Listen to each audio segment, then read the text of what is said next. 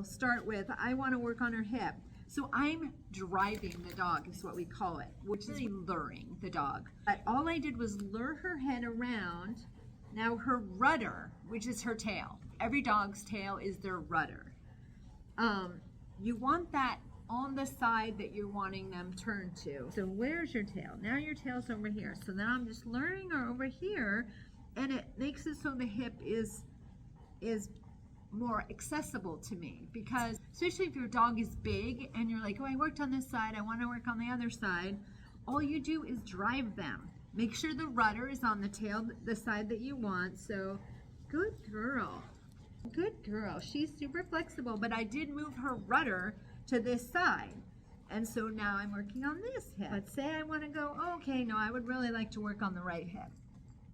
Come here. And I just make a circle with her, and I just flip the tail to the other side. So for when you're working on your dogs, you don't have to like, oh, heave ho to get them to the other side. Make it their idea.